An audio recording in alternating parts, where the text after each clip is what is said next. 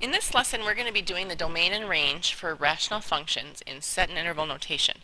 This will hopefully seem really easy for us because we've done a lot of domain and range this year. And so we're doing it with another type of graph. And once you get the hang of how a few of them go, it's kind of the same throughout. So remember, for our domain, we're looking at our x values. So that's why I have this vertical line here. Where am I touching my x values? So these lines, even though you can't tell here there's not arrows, they do continue on forever. So I am touching at negative infinity here over blue. And where do I stop touching blue? Right there. See how that's a vertical asymptote? So for my interval notation, I would say I start touching at negative infinity, and I stop touching at negative 3. And then I'll use a parenthesis because I'm not touching at negative 3. And I see that I start touching it, so I'm going to use a union. Remember, we do a union. And then right after this negative 3, I'm touching again right after it. So then I go on forever. So I'd say union, and then I'd say negative 3 to positive infinity. For set notation, because we have just that one area we're not touching, we first learned when we wrote it like this, we would say, don't copy this down right now, we would have said values of x such that x is less than or equal to negative 3, or x is greater than or equal to negative 3. But because it looks more complicated like this, really what's happening is we're touching everywhere except where? Negative 3. So we're going to say values of x such that x belongs to all reals, but, comma, x does not equal negative 3. And that's how we'll word it for those. In interval, we're going to have to do the breakup, because that's just interval notation. But for set, we can say all reals except that one spot. And then for my domain, my range, I'm touching at negative infinity because these lines go on forever. I go negative infinity all the way to 0. So I'm not touching at 0. So we'll say negative infinity to 0. And then I start touching again right after the 0, and I touch forever. So we'll do a union with 0 to positive infinity. So again, up here we'll say values of y such that y belongs to all reals, comma, oops, not x, how about y? We're on range. Y does not equal 0. So hopefully that makes sense. That's a lot of what we've done before.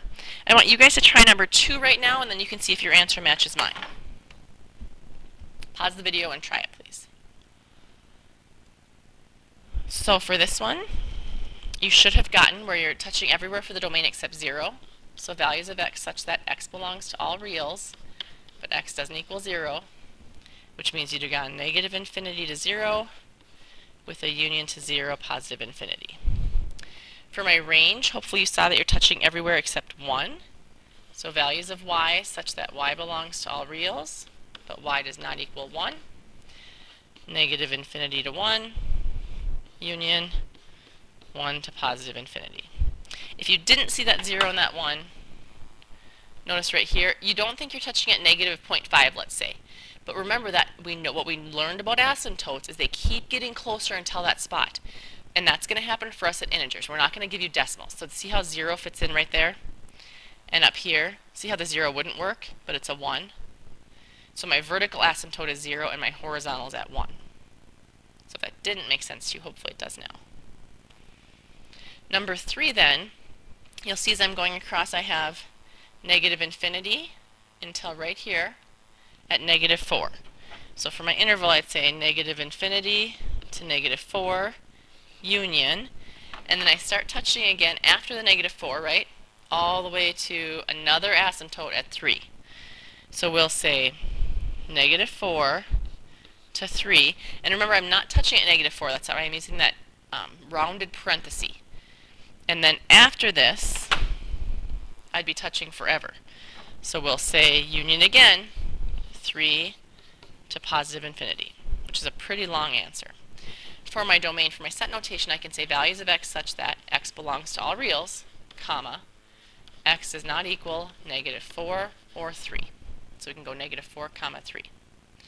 For my range, that's nothing too complicated. It's negative infinity, and look right here. There's where my horizontal asymptote is. So I would say values of y such that y belongs to all reals, but y does not equal 0. And then when I look on the bottom, I'd say negative infinity to 0, union 0 to positive infinity. You guys go ahead and do number 4 quick, and then we'll be done. With number 4, hopefully you realize our vertical asymptote was happening right here at 3, and our horizontal was happening at 0.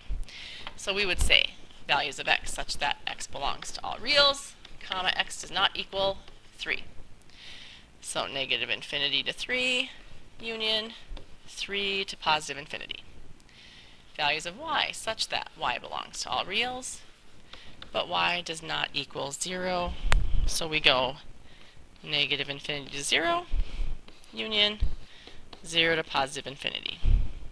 If we had some graphs with holes, we'd handle them the same way we do asymptotes. So if you have any questions on that, you can let me know tomorrow.